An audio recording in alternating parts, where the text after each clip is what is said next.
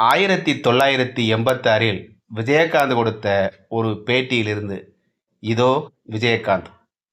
இங்கிலீஷ்ல இன்சல்ட்னா சொல்லுவாங்களே, அதுதான். சினிமா இண்டஸ்ட்ரியில ரொம்ப அதிகமான அவமானங்களை தாங்கிட்டவங்கள ஒருத்தன் நான். சென்னை போயிட்டு இருந்தேன்னா, பாண்டி பஜார் ரோஹிணி லாட்ஜில் 20ஆம் நம்பர் ரூமில் தங்கினேன். அந்த லாட்ஜில் சினிமா லட்சியத்தோட பல இளைஞர்கள் இருந்தாங்க. குறிப்பாக சொல்லணும்னா பாக்கியராஜ், ஆர் சுந்தரராஜா இவங்கெல்லாம் அந்த லாட்ஜில் தான் இருந்தாங்க. முதல்ல டைரக்டர் எம்.ஏ. காஜா இனிக்கும் இளமை படத்தில் அறிமுகப்படுத்தினார். அப்போ விளம்பரங்களில் என் நிஜ பெயரான விஜயராஜ் தான் இருந்துச்சு. அப்புறம் தான் வேறு நடிகர் விஜயராஜுங்கிற பேரில் இருக்காருன்னு தெரிய வர, காஜா தான் உடனே விஜயகாந்த்னு பேர் வச்சார். முதல் நாள் ஷூட்டிங் அடையார் மேனன் பங்களாவில் நடக்குது. இந்த சினிமா உலகில் புது நடிகர்னா யாருமே மதிக்க கூட மாட்டாங்க. தீண்டத்தகாத மாதிரி புதுமுகங்களுக்கு சாப்பாடு போடுவாங்க. அப்போ சுதாகர், மீரா, ராதிகாவெல்லாம் ஏற்கனவே பாப்புலர். அவங்களுக்கெல்லாம் ஏக உபசரிப்புகள். நான் ஒரு மூலையில் நின்றுட்டுருக்கேன். ஆனால் இனிக்கு இளமை படம் வெளிவந்ததும் என் பெயர் கொஞ்சம் வெளியே தெரிய வந்துச்சு. அதை வச்சு விடாமல் பல டேரக்டர்கிட்ட சந்தித்தேன். பார்க்குறவங்க எல்லாருமே அதுதான் ஒரு ரஜினிகாந்த் இருக்காரே, நீ எதுக்கு ஒரு விஜயகாந்த்னு சொல்லுவாங்க. அன்னைக்கு அப்படி கேட்ட பலருடைய படத்தில் இப்போ நான் ஹீரோ. நினச்சி பார்த்தா ரொம்ப தமாசாக இருக்குது.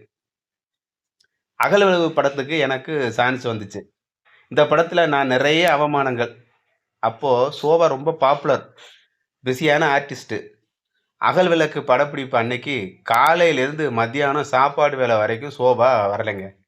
எனக்கு நல்ல பசி. பசி பொறுக்காமல் கடைசியில் மதியம் சாப்பிட உட்கார்றேன். உடனே சோபா வந்துட்டாங்கன்னு சொல்லி சாப்பிட கூட விடாமல் பாதியிலே எழுப்பி இழுத்துக்கிட்டு போயிட்டாங்க. ஒரு நிமிஷம் மனசு அப்படியே கலங்கி போயிட்டாங்க. இதையெல்லாம் மீறி தடுமாறி முன்னுக்கு வந்துக்கிட்டு இருந்தேங்கிறது உண்மையிலே உண்மை. Director SA. சந்திரசேகர் சட்டம் ஒரு இருட்டரை படத்துக்கு என்ன புக் பண்ணார். ஒருதலை ராகம் படம் அப்போ நல்லா ஓடிட்டு இருந்துச்சு. அது நடித்த ஒரு நடிகர் தனக்குத்தான் அந்த ரோலை தரணும்னு டைரக்டர் ப்ரெஷர் கொடுத்தாரு.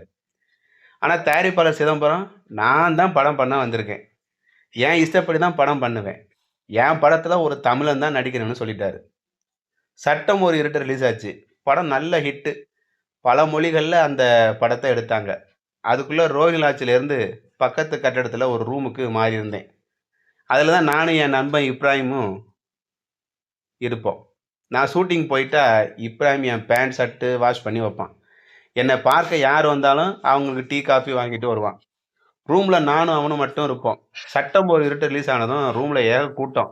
ஆனால் பல மாதங்கள் சினிமாக்காரங்க பின்னால் அலைஞ்சதுனால நல்லவங்க யாரு கெட்டவங்க யாருன்னு எங்களால் புரிஞ்சுக்க முடிஞ்சிச்சு.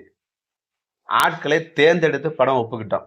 அதுக்கப்புறம் சில படங்கள் எல்லாமே ஃபெயிலியர். மறுபடியும் ரூமில் நானும் இப்ராஹிம் மட்டும்தான். ஒரு வருஷம் சும்மா இருந்தோம். அதுக்கப்புறம் தான் பிஎஸ்சி பிக்சர்ஸ் சாட்சிங்கிற படம் வந்துச்சு. நல்ல ஹிட்டு. ஒரு வழியாக ஃபீல்டில் நின்னேன். இந்த அவமான கட்டங்களை தாண்டிய பிறகு என்ன என் வாழ்க்கை பெரிய ஓஹோனா இருந்துச்சு? அதுவும் இல்லை. அடுக்கடுக்கா திரைமறைவு சூழ்ச்சிகள் நடந்துக்கிட்டே இருந்துச்சு. பார்வையின் மறுபக்கம் படம் ஊட்டியில் ஷூட்டிங். எனக்கு ஜோடி ஸ்ரீபிரியா. ஊட்டி போய் காத்து கிடக்குறான். அவங்க வரலை. விசாரிச்சா என்னோடலாம் அவங்க நடிக்க மாட்டேன்னு சொல்லிட்டாங்களாம். இதை அவங்க கிட்டேயே நான் கேட்டிருக்கேன். அதே மாதிரி சரிதாவும் என்னோட நடிக்க மாட்டேன்னு சொல்லிட்டாங்க. எனக்கு காரணமே புரியலை. நான் அவங்க கூட நடிக்க விரும்பலைன்னு சொன்னதாக யாரோ சரிதா கிட்ட சொன்னாங்களாம். இந்த மாதிரி பிரச்சனைகளை வளர விடக்கூடாதுன்னு முடிவு பண்ணி நானே நேராக சரிதா வீட்டுக்கு போனேன். அவங்க அம்மாவும் தங்கையும் இருந்தாங்க. இதை பாருங்க, நான் உங்கள் பொண்ணு கூட நடிக்க மாட்டேன்னு சொல்லலை. யாராவது சொன்னதை நம்பாதீங்க.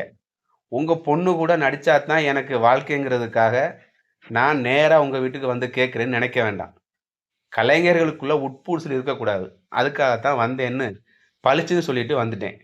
அதே மாதிரி தான் ராதிகாவும் என்னோட நடிக்க விருப்பப்படலை. இன்னைக்கு இவங்கெல்லாம் என்னோட நடிக்கிறாங்க.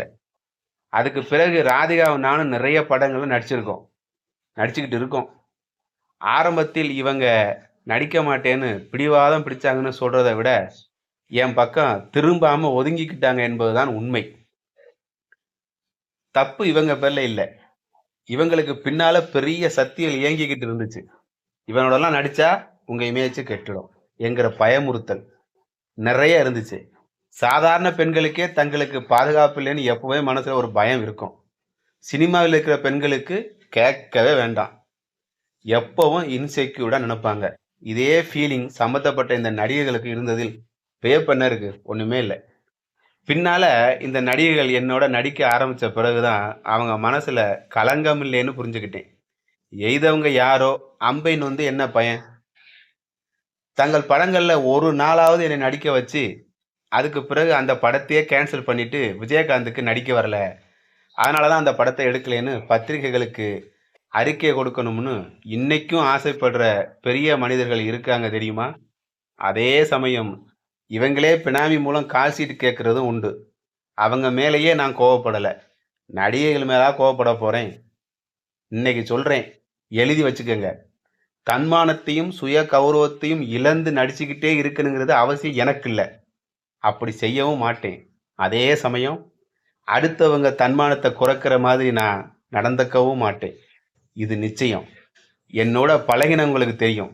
அவமானத்தில் வறண்டவங்களுக்கு மனசுல ஒரு விதமான கோபம் படிஞ்சு போயிடும்.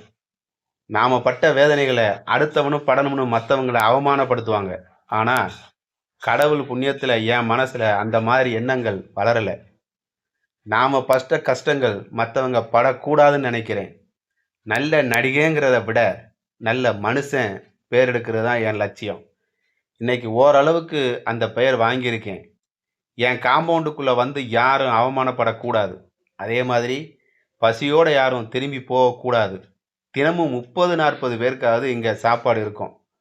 இது ஒரு விதமான பப்ளிசிட்டி ஸ்டண்ட்ன்னு சொல்லுவாங்களேன்னு கேட்டா, அடுத்தவங்க சொல்றத பத்தி எனக்கு கவலை இல்ல. தமிழ்நாடு முழுக்க ரைஸ் மில் தொழிலாளர்கள் கூலி உயர்வு கேட்டு போராட்டம் நடத்தினப்போ கூட, எங்க மில்ல மட்டும் ஸ்ட்ரைக் கிடையாது. எங்க மில்லுல கூலியும் அதிகம். அவங்க வயிறு வாட விடவும் மாட்டேன். நான் அத அனுமதிக்கவும் மாட்டேன். இதெல்லாம் நான் நடிகனாகுறதுக்கு முன்னாடியே நான் செஞ்சது.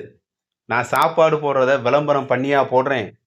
அதே மாதிரி என் சொந்த படமான உழவன் மகன் ஷூட்டிங்கின் போது எனக்கு சாப்பாடே அருமையான சாப்பாடு குடுத்தாங்க. அதே மாதிரி எல்லா தொழிலாளர்களுக்கும் சோத்துல வேறுபாடு காமிச்சா உருப்படவே முடியாதுன்னு எல்லாருக்கும் ஒரே மாரி சாப்பாடு குடுக்க